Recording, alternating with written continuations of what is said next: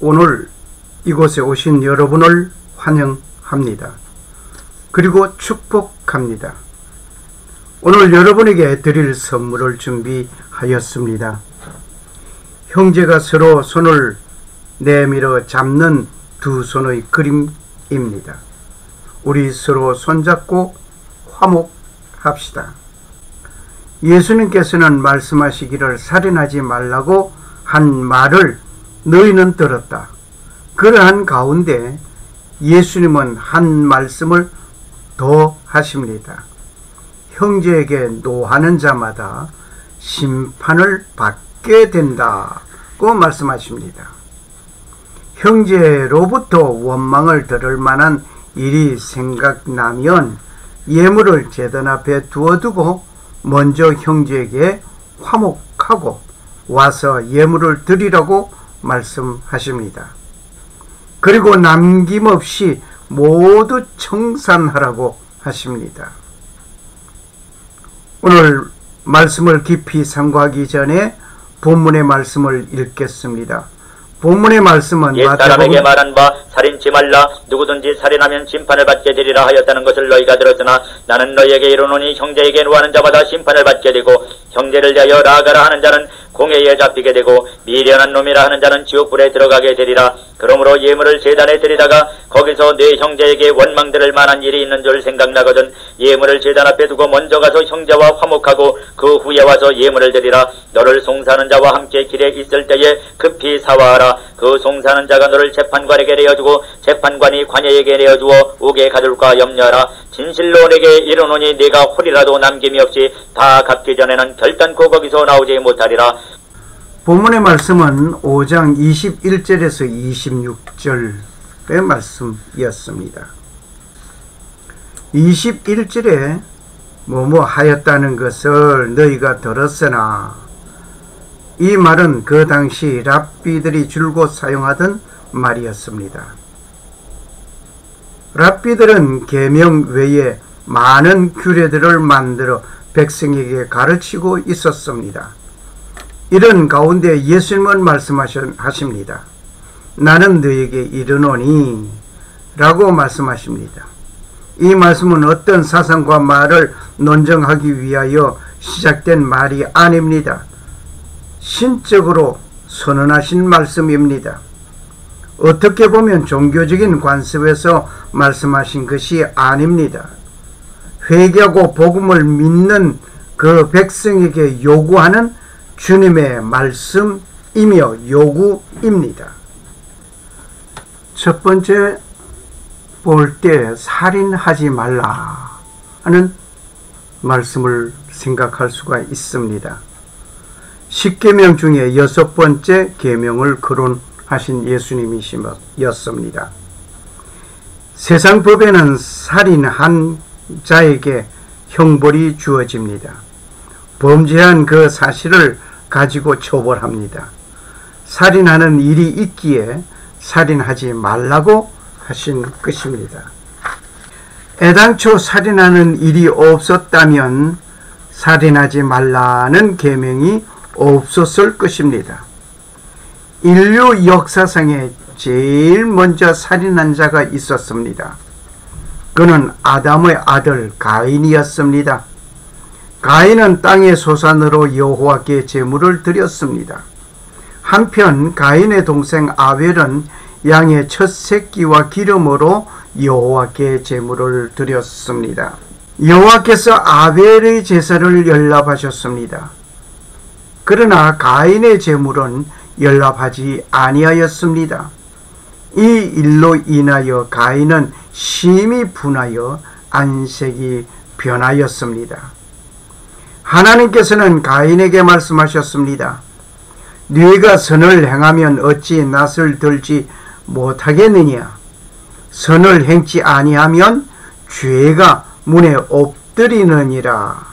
죄의 소원은 네게 있으나 너는 죄를 다스릴지니라.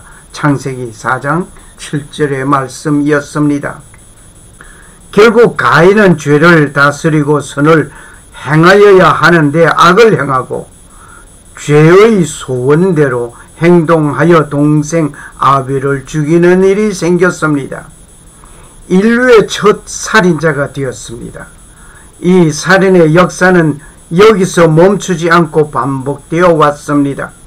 급기야 10계명에 살인하지 말라는 계명이 삽입하게 되었던 것입니다. 그렇다면 살인하게 된 원인은 무엇입니까? 세상 모든 법은 죄를 지은 그 자체를 보고 벌을 내립니다. 먼저 가인이 살인하기 전에 심히 분하여 안색이 변하였습니다. 이것이 마음의 분을 품었다는 것을 말합니다. 심히 노하였던 자는 죽이고 싶은 심정으로 변하는 것입니다. 분노가 극에 달한 결과는 살인하게 된 것입니다. 예수님은 지금 노하는 자마다 심판을 받게 된다고 말씀하셨습니다. 사람마다 분노하는 일이 없으면 살인하는 일이 없었을 것입니다. 라가라 하는 자는 공회에 잡히게 된다고 했습니다. 22절에 라가라는 말은 히브리인의 욕입니다. 뜻은 쓸모없는 자에게 경멸하는 말입니다. 그리고 유대인들에게 사용하는 욕이 미련한 놈, 역시 욕의 일종입니다. 미련, 어리석고 둔함을 말합니다. 바보, 일이 잘못된 후에 뻗대며 힘을 부리는 태도를 말합니다. 원하옵나니 내 주는 이 불량한 사람 나발을 개의치 마옵소서. 그 이름이 그에게 적당하니 그 이름이 나발이라. 그는 미련한 자니이다. 사무엘상 25장 25절의 말씀. 미련한 자, 어리석은 사람, 하나님이 없다고 하는 사람, 지혜와 흉계를 멸시하는 자를 말합니다. 여호와를 경외하는 것이 지식의 근본이언을 미련한 자는 지혜와 흉계를 멸시하는 자니라. 잠언 1장 7절의 말씀입니다.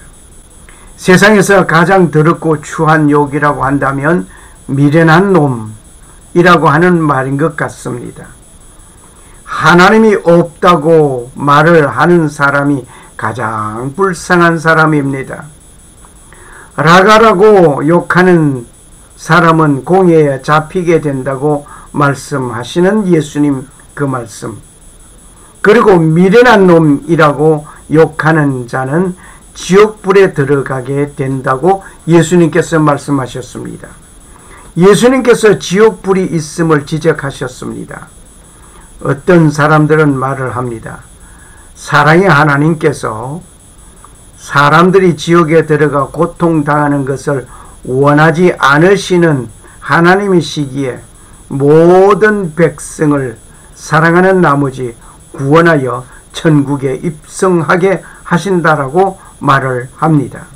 하나님은 사랑의 하나님만으로 조명해 본다고 할 때에 그 말이 옳은 것 같습니다. 그러나 그 사랑의 하나님은 공의의 하나님이심을 알아야 합니다. 사랑과 공의가 겸존하신 하나님께서 사랑으로 공의의 심판을 하십니다. 하나님은 사랑의 하나님이시기에 모든 사람이 구원을 받게 하시려고 기준을 하나 세워 놓으셨습니다. 그것은 예수 그리스도를 믿으라는 것입니다. 있는 지옥을 없다고 하시는 분에게 이런 말씀을 하고 싶습니다. 있는 지옥이 어떻게 없다고 하는지 내가 이 책의 예언의 말씀을 듣는 각인에게 증거하노니 만일 누구든지 이것들 외에 더하면 하나님이 이 책에 기록된 재앙들을 그에게 더하실 것이요 만일 누구든지 이 책의 예언의 말씀에서 제하여 버리면 하나님이 이 책에 기록된 생명나무와 및 거룩한 성에 참여함을 제하여 버리시리라. 요한계시록 22장 18절 19절의 말씀입니다. 하나님 말씀 이외에 더하고 덜하는 일을 범하지 말아야 하겠습니다. 하나님의 말씀을 가감하는 죄는 이미 하와로부터 시작되었습니다. 하나님의 말씀은 여호와 하나님이 그 사람에게 명하여 가라사대 동산 각종 나무의 실과는 네가 임의로 먹되 선악을 알게 하는 나무의 실과는 먹지 말라. 네가 먹는 날에는 정령 죽으리라. 창세기 2장 16절 17절에 말씀하셨습니다. 그런데 하와는 말하기를 여자가 뱀에게 말하되 동산 나무의 실과를 우리가 먹을 수 있으나, 좀 말이 달라지죠. 동산 중앙에 있는 나무의 실과는 하나님의 말씀에 너희는 먹지도 말고 만지지도 말라. 여기에 또 분명히 가감됐죠. 하나님께서는 먹지 말라고 했습니다. 여기 먹지도 말고, 만지지 말라 소리는 없었습니다. 그런데 하와는 만지지도 말라고 했습니다. 하나님께서는 먹는 날에는 정령 죽으리라고 했는데 하와는 말을 하기 너희가 죽을까 하노라. 이렇게 하나님의 말씀을 그대로 간직하지 아니하고 가감하는 일을 하와로부터 시작되어 내려왔습니다. 동산 각종 나무의 실과는 네가 임의로 먹으라고 하였습니다. 그런데 하와는 먹을 수 있으나 라고 말을 하였습니다. 그리고 선악을 알게 하는 나무의 실과는 먹지 말라고 하였는데 하와는 먹지도 말고 만지지도 말라 라고 말을 합니다.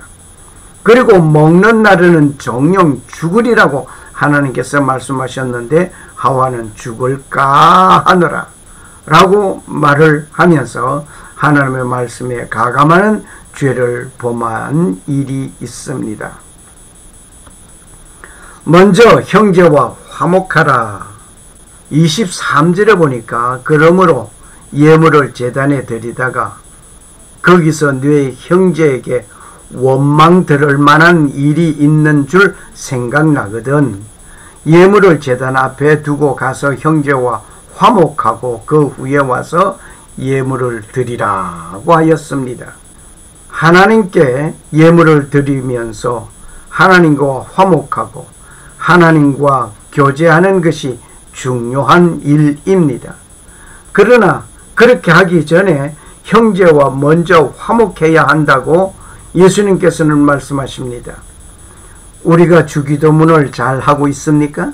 아니면 주기도문에 있는 일부를 보시면서 우리가 생각해 보겠습니다. 우리가 우리에게 죄 지은 자를 사하여 준 것 같이 우리의 죄를 사하여 주옵시고 입니다. 주기도문을 잘 외우기는 하지만 주기도를 잘 하지를 못하고 있는 실정 아닌가 생각해 보아야 하겠습니다. 나에게 잘못한 사람을 용서해 주지 아니하고 하나님으로부터 나는 용서받기를 원하는 나의 자세는 아닌가 말입니다.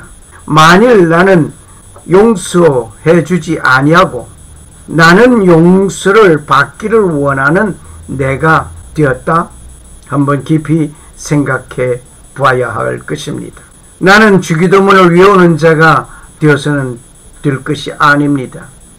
주기도를 하는 자가 되어야 할 것입니다. 주님께서 이렇게 기도하라는 말씀하신 같이 내가 용서해 주고 내 용서를 받는 자가 되어야 할 것입니다. 이 말씀을 다른 말로 한번 바꾸어 보겠습니다. 내가 나의 이웃의 죄를 용서해 주지 아니하면 나의 죄도 용서하지 마옵소서 라고 볼 수도 있습니다.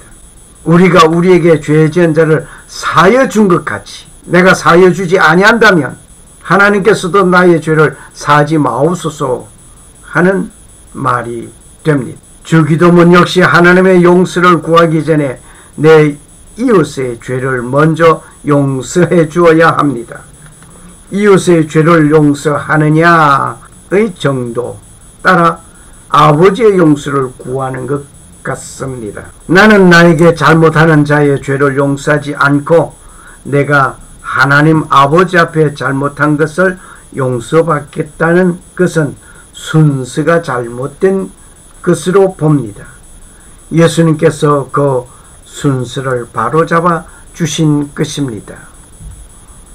남김없이 다 갚아야 합니다. 나를 송사하는 자가 길에 있을 때 사화하라고 예수님께서 말씀하십니다. 그가 재판관에게 가기 전에 풀어야 할 것을 풀어야 한다 말입니다. 법정에서 시시비비를 가리겠다고 하기 전에 먼저 사과하고 화목을 맺어야 한다 말입니다. 그렇게 하려면 나의 자존심이 좀 많이 상하고 허락이 그 순간에는 안 되겠지만은 법정에서 시시비비를 가리자고 혈안을 올리다 보면 본의 아니게 분노가 치솟게 됩니다. 더 큰 죄를 짓게 된다 말입니다. 예수님께서는 홀이라도 남김없이 다 갖기 전에는 결단코 거기서 나오지 못한다고 말씀하셨습니다. 예수님께서는 말씀하십니다. 실질적인 살인은 내 심령에서 분하고 노한 결과가 행동으로 나타남을 지적하였습니다. 화해는 형제로부터 시작하라고 하십니다. 그리고 형제에게 모독적인 은사로 인하여 불화하게 하는 일이 없어야 할 것입니다. 감사합니다.